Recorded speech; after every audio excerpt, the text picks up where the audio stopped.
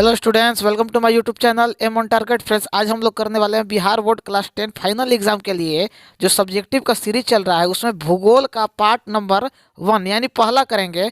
और ये क्वेश्चन लगभग 10 से 15 होगा, ठीक है। और जो लड़के पहली बार चैनल पे आए हैं वो चैनल को सब्सक्राइब कर लेंगे और बेल आइकन को ऑन कर लीजिएगा। साथ ही टेलीग्राम ग्रुप को ज्वाइन करना भूलना नहीं है और अधिक से अधिक लिंक को शेयर कर दीजिए, क्योंकि हमारे इस चैनल पर क्लास 9 से 12 तक की पढ़ाई बिल्कुल मुफ्त में हो रही है। और जैसा कि आपको पता है कि प्रत्येक प्रश्न में 2 नंबर वाले भी प्रश्न होंगे और 5 नंबर वाले प्रश्न भी होंगे। जो लड़के नोट्स तैयार कर रहे हैं मैं उन्हें बताऊंगा कि कहाँ से पैराग्राफ चेंज करना है, कहाँ से कहाँ तक लिखना है, ओके। और कौन सा नंबर कितने नंबर के लिए आ सकता है, मतलब कौन सा क्वेश्चन कितने नंबर के लिए आ सकता है, वो भी मैं आपको इंडिकेट करूंगा। और जितना भी क्वेश्चन हम करवा रहे हैं वो सब इम्पोर्टेंट है। साथ ही पूरा सीरीज कंप्लीट करने के बाद बस आपको प्रीवियस ईयर क्वेश्चंस रिवीजन करना है, उसके अलावा और कुछ अलग से मत कीजिएगा। आइए, पहला क्वेश्चन है, संसाधन को परिभाषित कीजिए। ये क्वेश्चन लघु में 2 नंबर में आएगा, ठीक है। तो आंसर को देखते हैं कि सामान्य तौर पर मानवीय उपयोग में आने वाली सभी वस्तुएं संसाधन कहलाती हैं, जैसे भूमि, मृदा, जल, वायु, खनिज, जीव, प्रकाश इत्यादि। वर्तमान परिवेश में सेवा को भी संसाधन माना गया है, जैसे कवि, चित्रकार इत्यादि की सेवा। उसके बाद यहाँ से पैराग्राफ को बदल दीजिएगा। वस्तुतः संसाधन का अर्थ बहुत ही व्यापक है। प्रसिद्ध भूगोलविद जिम्नमरमैन के अनुसार संसाधन होते नहीं बनते हैं। तो ये लाइन अगर आप इंडिकेट कर दे रहे हैं तो आपको भरपूर नंबर मिल जाएगा, ठीक है। तो ध्यान रखिएगा इन बातों को विशेष तौर पे। और जो टेक्निक हम बता रहे हैं कि कहाँ से लाइन बदलना है, कहाँ से पैराग्राफ चेंज करना है और क्या नोट करना है, इसको नोट करते हुए चलिएगा और स्क्रीनशॉट लेते चलिएगा। आइए नेक्स्ट क्वेश्चन, संभावी और संचित कोष जो हैं उसमें अंतर बताने हैं। तो दोनों का अगर परिभाषा भी आप लिख दे रहे हैं तो आपका काम हो जाएगा। तो ध्यान से देखते रहिएगा। ऐसे संसाधन जो किसी क्षेत्र विशेष में मौजूद होते हैं जिसे उपयोग में लाने की संभावना रहती है, ठीक ना। संभावी का मतलब कि हम उसका उपयोग कर सकते हैं, जैसे हिमालयी क्षेत्र के खनिज हैं, अधिक गहराई में होने के कारण ये दुर्गम है, अभी इन तक मनुष्य पहुंच नहीं पाया है, ओके। संचित कोष ऐसे भंडार के अंश है जिसके उपलब्ध तकनीक के आधार पर प्रयोग में लाया जा सकता है, किंतु इनका उपयोग प्रारंभ नहीं हुआ है, ठीक ना। मतलब ये हैं अभी हम लोग इसका उपयोग नहीं किए हैं। जैसे नदी का जल भविष्य में जल विद्युत के रूप में उपयोग हो सकता है, ठीक है। चीज़ें क्लियर हो गई। अंतर 2 नंबर में पूछेगा, ध्यान रखिएगा। और दोनों का परिभाषा भी लिख दीजिएगा उदाहरण के साथ, ठीक ना। जैसे यहाँ पे लिखा हुआ है ना कि जैसे हिमालय वाला, ये वाला लाइन देखिए, इसमें भी जैसे लिखा हुआ है। तो जिस तरह से यहाँ पे जैसे में एग्जाम्पल दिया है, फिर यहाँ पे जैसे नदी का जल भविष्य के लिए उपयोग हो सकता है जल विद्युत के रूप में, तो ये उदाहरण के साथ आप इंडिकेट कीजिएगा, तभी भरपूर नंबर आपको मिलेगा। आइए अगला क्वेश्चन को देखते हैं। संसाधन निर्माण में तकनीक की क्या भूमिका है, ठीक है। क्वेश्चन 2 नंबर में भी आ सकता है और 5 नंबर में भी। आइए आंसर को देखते हैं कि संसाधन निर्माण में तकनीक की भूमिका अत्यंत ही महत्वपूर्ण होती है, क्योंकि अनेक प्रकृति प्रदत्त वस्तु जब तक संसाधन का रूप नहीं लेती है तब तक किसी विशेष तकनीक द्वारा उन्हें उपयोग नहीं बनाया जा सकता है। जैसे नदी के बहते हुए जल से पन बिजली का उत्पन्न करना, बहती हुई हवा से पवन ऊर्जा उत्पन्न करना, भूगर्भ से उपस्थित खनिज अयस्कों का शोधन करना, ठीक। इन सभी में अलग अलग तकनीकों की आवश्यकता होती है। सभी के सभी क्वेश्चंस VVI क्वेश्चंस कराए जा रहे हैं। तो ध्यान रखिएगा संसाधन क्या है, कितने प्रकार के संसाधन हैं, ये भी ध्यान में आपको रखना है। आइए नेक्स्ट क्वेश्चन। ये क्वेश्चन बहुत बार रिपीट हो चुका है कि सतत पोषणीय विकास क्या है। अगर इतना ही दे तो 2 नंबर में आएगा, लेकिन रियो डी जेनेरियो के बारे में पूछ दे तो ये क्वेश्चन 5 नंबर में आएगा। ध्यान रखिएगा। अगर पूछे केवल कि सतत पोषणीय विकास क्या है तो आपको लिखना है कि भावी पीढ़ी के पोषण को ध्यान में रखते हुए वर्तमान में पर्यावरण को क्षति पहुंचाए बिना विकास करना ही सतत पोषणीय विकास है। बस ये इतना ही लिखना है, ठीक ना। लेकिन अगर इसमें रियो डी जेनेरियो जो एजेंडा 21 है उसके बारे में पूछ दे तो आपको पूरा बताना पड़ेगा। और विशेषतर ये वाला आपको विशेष तौर पे लिखना है नोट करके 5 नंबर में, क्योंकि ये पूछेगा। फिर से बोल रहे हैं स्क्रीनशॉट ले लीजिए, स्क्रीनशॉट ले लीजिए जल्दी से। और इसके आगे, ठीक है, यहाँ पे एरो हम कर दे रहे हैं नेक्स्ट यहाँ तक। एजेंडा 21 क्या है उसके बारे में बताना है कि ये एक कार्यसूची है जिसका उद्देश्य सामान्य हितों के लिए पारस्परिक आवश्यकता एवं सम्मिलित जिम्मेदारियों के अनुसार विश्व सहयोग द्वारा पर्यावरणीय क्षति से निपटना है। ठीक है, ये एजेंडा 21 है। आइए नेक्स्ट क्वेश्चन, नवीकरणीय और अनवीकरणीय संसाधन में अंतर। देखिए, संसाधन वाले चैप्टर से संसाधन क्या है, सतत विकास पोषणीय क्या है, ठीक है, सस्टेनेबल डेवलपमेंट उसी को बोलते हैं। नवीकरणीय अनवीकरणीय ऊर्जा या संसाधन से एक क्वेश्चन तो फिक्स है। तो वातावरण में वे सभी पदार्थ जो प्राकृतिक रूप में स्वतः उपलब्ध रहते हैं नवीकरणीय कहलाते हैं, जैसे सूर्य का प्रकाश, हवा, पानी, पेड़ पौधे इटीसी यानी इत्यादि। पैराग्राफ चेंज यहाँ पे कर दीजिए। दूसरी ओर जैसे सभी पदार्थ जो एक बार समाप्त होने के बाद पुनः प्राप्त नहीं किए जा सकते हैं उसे अनवीकरणीय संसाधन कहते हैं। मतलब जो खत्म नहीं होगा वो है अनवीकरणीय और जो खत्म होगा वो है नवीकरणीय। तो खत्म कौन कौन होगा, तो कोयला होगा, पेट्रोल होगा इत्यादि। ठीक है, अंतर 2 नंबर में पूछेगा, ध्यान रखिएगा। आइए अगले क्वेश्चन की तरफ बढ़ते हैं। और देखिए यहाँ पे अगर वही क्वेश्चन को ठीक 5 नंबर में पूछता है तो ये पूरा आप दे दीजिएगा। ठीक है, पूरा। वैसे ये 2 नंबर में आने का संभावना पूरा रहता है, लेकिन अगर 5 नंबर में आए तो आपको कॉपी में नोट पूरा कर लीजिए, लेकिन यहाँ पे इंडिकेट कर दीजिएगा कि 2 नंबर में आए तो आपको केवल इतना ही लिखना है, स्क्रीनशॉट ले लीजिए। आइए नेक्स्ट क्वेश्चन पे चलते हैं। मृदा संरक्षण पर एक निबंध लिखिए। ये 2 नंबर में आएगा। 2 नंबर में आएगा तो कितने शब्द में लिखिएगा, 50 शब्द में।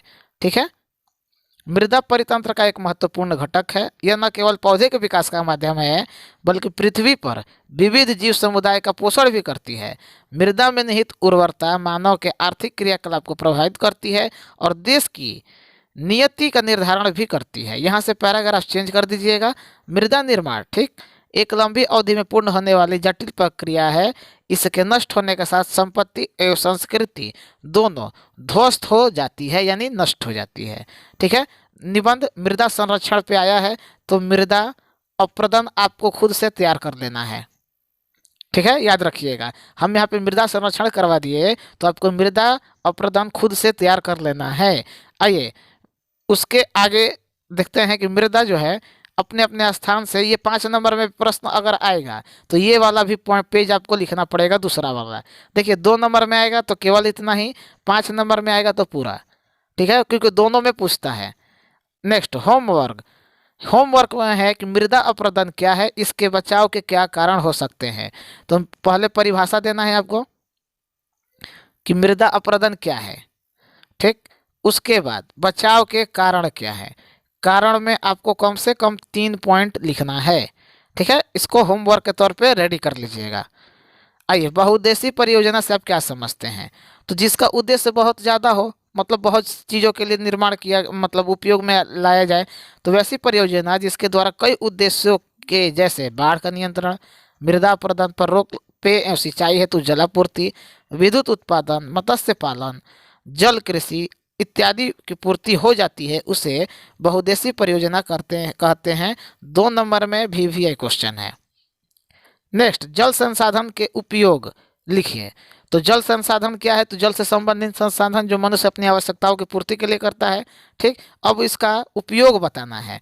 तो ये आप लोग अपने से भी बना कर लिख सकते थे, लेकिन हम डाल दिए हैं जानबूझ के, ताकि अगर आपके पास नोट्स एक रहेगा ना, नोट्स, तो आपको परीक्षा से 1-2 दिन पहले रिवीजन करने में बहुत आसानी होगा। तो इसे आप लोग लिख लीजिएगा, क्योंकि आपको पता है कि पीने के लिए करते हैं, घरेलू काम के लिए करते हैं, सिंचाई के लिए करते हैं, स्वच्छता के लिए करते हैं, बस वही सब लिखना है। आइए अगले क्वेश्चन पे चलते हैं हम लोग। टाइम वहीं पे हम देंगे जहाँ ज़रूरी है। आप लोग दिन भर देखते हैं कि किस चीज़ का इस्तेमाल जल के लिए होता है, किस चीज़ के लिए नहीं। आइए भारत की नदी के प्रदूषण के कारण को बताइए। 2 नंबर में ये क्वेश्चन आएगा या 5 नंबर में। ठीक, तो अगर 2 नंबर में आता है तो आपको 2 से 3 पॉइंट लिख देना है। अगर 5 नंबर में आता है, 5 नंबर में अगर आता है तो इसके बारे में संबंधित उपाय को भी लिख दीजिएगा। ठीक ना, याद रखिएगा। 5 नंबर में आता कम ही है, वैसे अगर आए तो इसके उपाय को भी आपको बता देना है। नेक्स्ट अंतर्राज्यीय राज्य जल विवाद का क्या कारण है। आंसर को देखते हैं। जल एक व्यापक उपयोगिता वाला संसाधन है और सभी के लिए आवश्यक भी है। अतः अपनी आवश्यकताओं की पूर्ति हेतु तो अधिकाधिक जल प्राप्त करना अर्थात जल का बंटवारा ही विवाद का मुख्य कारण है। ठीक है, भारत में कर्नाटक एवं तमिलनाडु के बीच उदाहरण देखिए, यहाँ से शुरू है। ठीक, उदाहरण यहाँ से शुरू है। कावेरी नदी के बंटवारे का विवाद काफी पुराना है और ये ऐसा है कि अभी तक संभव मतलब सॉल्व नहीं हुआ है, मतलब इसका हल नहीं निकला है। ठीक है, नोट कर लीजिएगा 2 नंबर का VVI क्वेश्चन। जल का संकट क्या है? ठीक, एकदम मजाक क्वेश्चन है, लेकिन बहुत लड़के समझ ही नहीं पाएंगे कि इसमें लिखना क्या है। आइए, उद्देश्य जनित जल की अनुपलब्धता, अनुपलब्धता का मतलब कमी, जल संकट के रूप में जाना जाता है। पृथ्वी पर विशाल जल सागर होने एवं नवीकरणीय संसाधन होने के बावजूद जल दुर्लभता एक जटिल समस्या है, मतलब जल की कमी। जल संकट के भाव उत्पन्न होते ही मानस पटल पर सूखाग्रस्त या अनावृष्टि क्षेत्र का चित्र उपस्थित होने लगता है। ये 2 नंबर का VVI क्वेश्चन है, ध्यान पे रखिएगा और सभी क्वेश्चंस को नोट कर लीजिएगा। शेयर सब्सक्राइब और लाइक में कमी हो रहा है तो हम क्लास बंद कर देंगे, तो फिर बोलिएगा मत। ठीक है, क्योंकि अभी आप लोगों को बहुत कुछ देना है। वन के पर्यावरणीय महत्व को बताइए।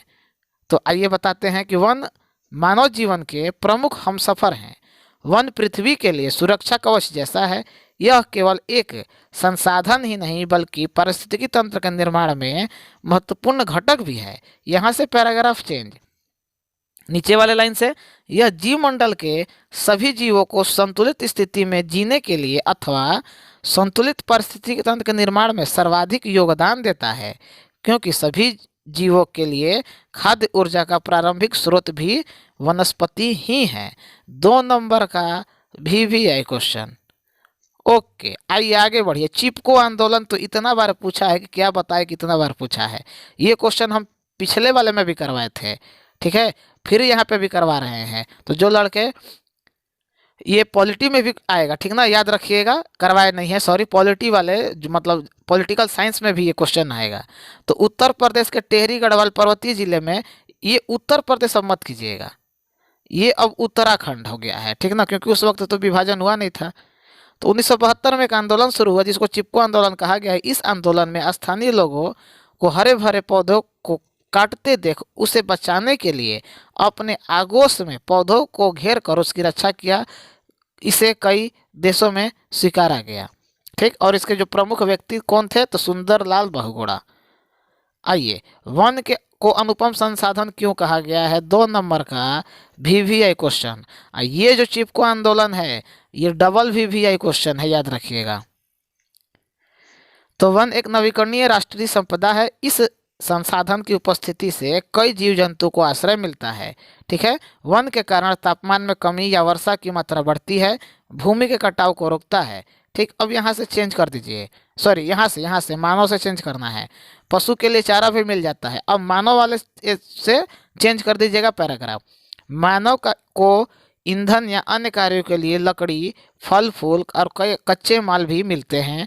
मानव जीवन की आर्थिक विकास एवं पर्यावरण की अनिवार्यता का वन निश्चित रूप से अनुपम संसाधन है।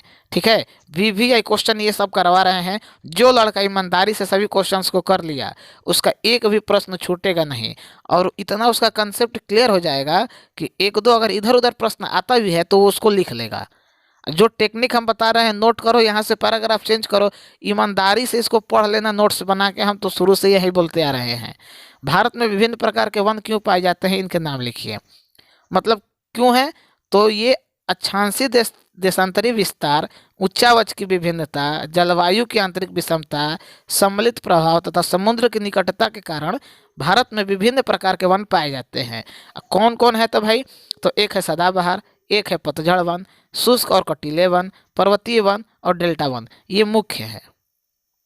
ठीक है, ये मेन है। तो इसका स्क्रीनशॉट लेते चलिएगा आप लोग जितना क्वेश्चन आएगा। और ये आज का आखिरी क्वेश्चन था। अब हम लोग मिलेंगे पार्ट 2 में। ठीक है, ज्योग्राफी का पार्ट 2, ये पार्ट 1 था। और बेस्ट ऑफ लक मेरे तरफ से आप लोगों को कि आपका बोर्ड एग्जाम बेहतर से बेहतर जाए। और ज्वाइन करना है टेलीग्राम, फेसबुक और इंस्टाग्राम, तीनों लिंक डिस्क्रिप्शन में मौजूद है। और एक बार फिर से बोल रहे हैं, सब्सक्राइब करके बेल आइकन को ऑन कर लीजिएगा और शेयर अधिक से अधिक कीजिए, क्योंकि अभी आप लोगों को बहुत कुछ देना है। नहीं कीजिएगा तो हो सकता है कि हम उसमें कटौती कर दें, क्योंकि आप लोग मेरा मदद ही नहीं कर रहे हैं तो हम क्या कर रहे हैं। अब फिर से बोल रहे हैं, एक बार 2 मिनट के लिए ध्यान से सुन लीजिएगा, जितने भी लड़के कर रहे हैं। 2 क्लासेस कंटिन्यू आ रही हैं, ठीक है। पहला ऑब्जेक्टिव का, दूसरा सब्जेक्टिव का, ठीक है। अब बहुत जल्द मैं आप लोगों के लिए मास्टर वीडियो या अति प्रहार नाम से बैच शुरू करने वाला हूं। अलग से 1 महीना स्पेशल लगातार चलने वाला है, वो सब चल रहा है, ठीक है, चल ही रहा है। और अंत के दिनों में एक वीडियो में पूरा विज्ञान खत्म, एक वीडियो में मैथ पूरा खत्म, एक वीडियो में पूरा इतिहास खत्म, एक वीडियो में पूरा भूगोल खत्म, इस तरह का मास्टर वीडियो आएगा। तो मास्टर वीडियो एकदम मास्टर बना के आप लोगों को छोड़ेगा, ठीक है। तो तैयार रहिएगा, और उसके लिए चाहते हैं ये सब आए तो शेयर कीजिए अधिक से अधिक, तबे ना। सब्सक्राइब और लाइक में कमी तो फिर मज़ा कैसे आई ज़िंदगी मेरे बबुआ। चलो मिलते हैं नेक्स्ट वीडियो में हम भी पार्ट 2 के साथ। तब तक के लिए जय हिंद, जय भारत। सभी क्वेश्चंस को नोट करके याद कर लीजिएगा।